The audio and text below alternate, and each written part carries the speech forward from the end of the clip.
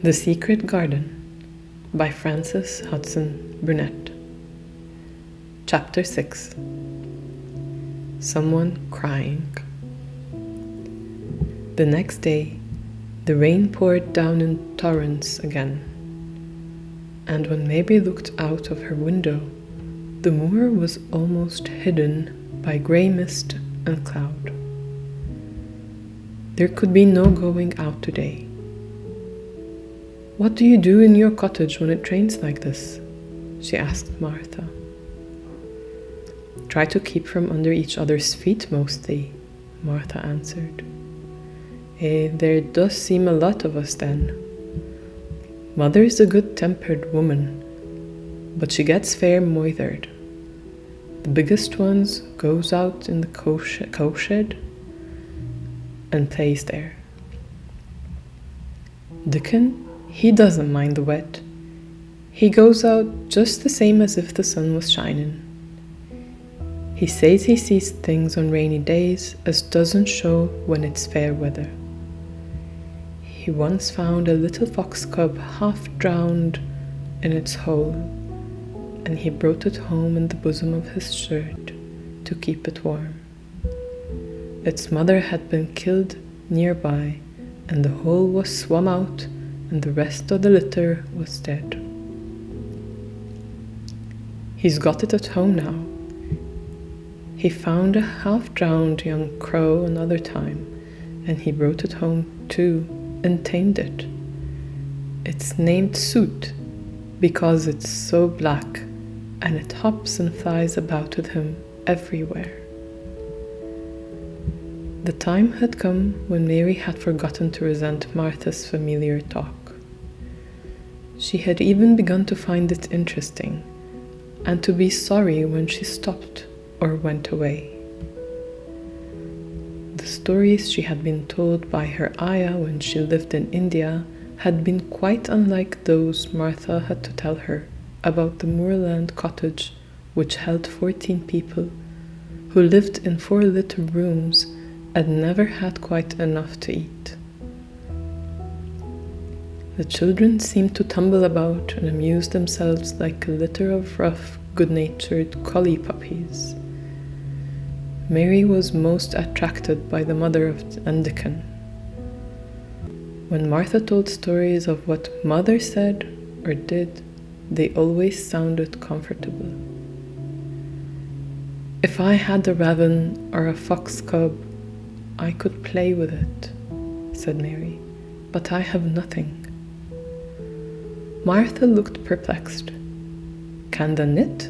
she asked. "No," answered Mary. "Can the sew?" "No." "Can the read?" "Yes."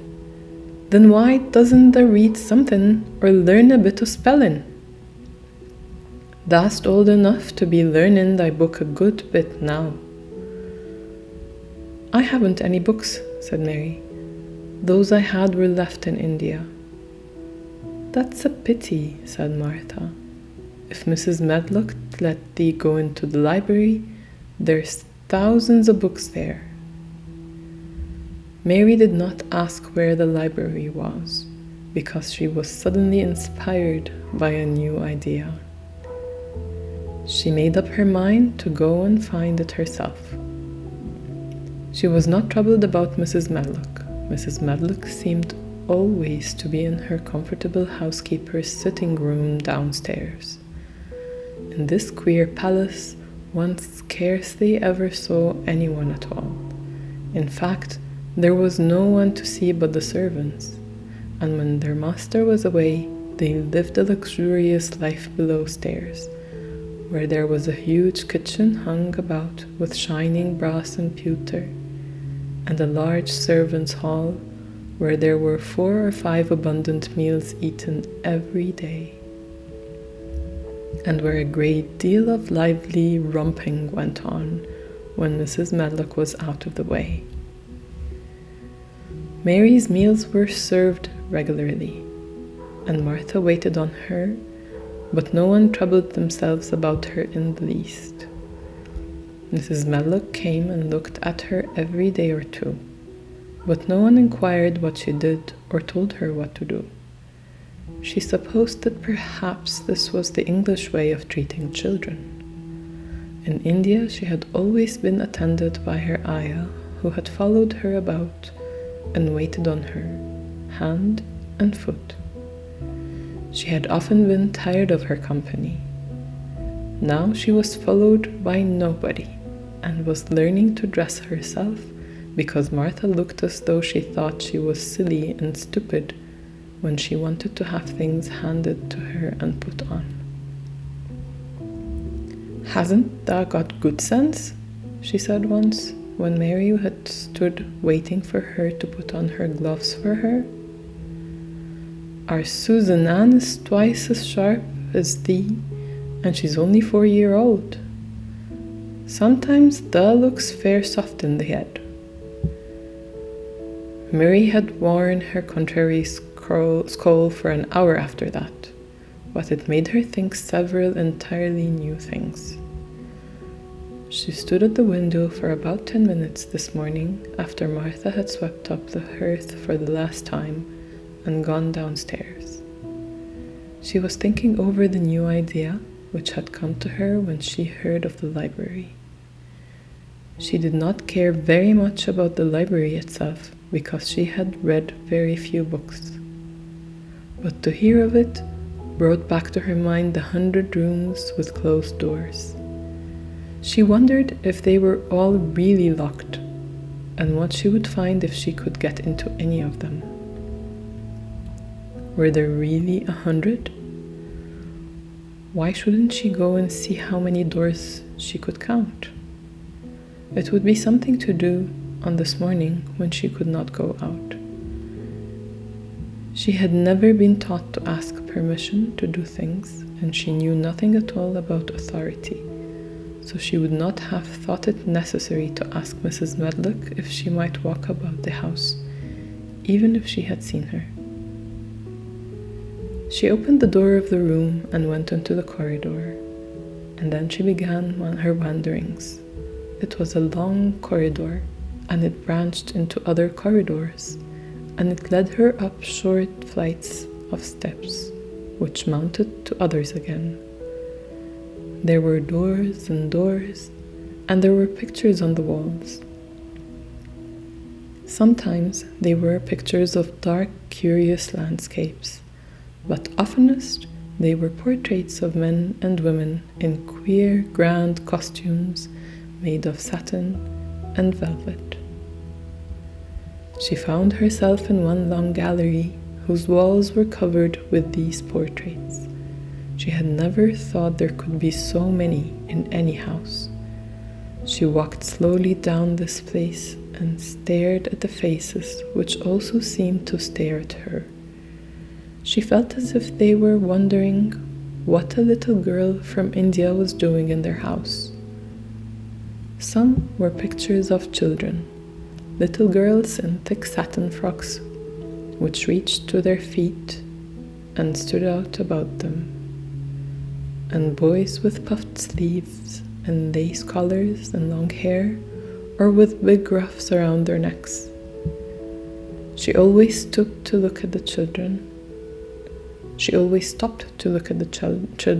And wonder what their names were, and where they had gone, and why they wore such odd clothes. There was a stiff, plain little girl rather like herself. She wore a green brocade dress and held a green parrot on her finger. Her eyes had a sharp, curious look. "Where do you live now?" said Mary aloud to her. "I wish you were here." Surely no other little girl ever spent such a queer morning.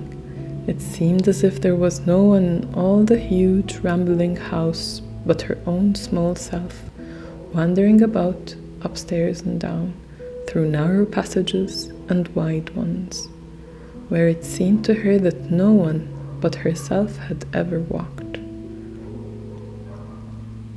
Since so many rooms had been built, people must have lived in them, but it all seemed so empty that she could not quite believe it true. It was not until she climbed to the second floor that she thought of turning the handle of a door. All the doors were shut, as Mrs. Medlock had said they were, but at last she put her hand on the handle of one of them and turned it.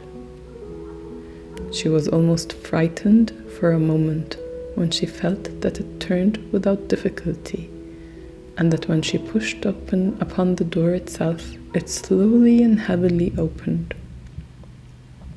It was a massive door and opened into a big bedroom.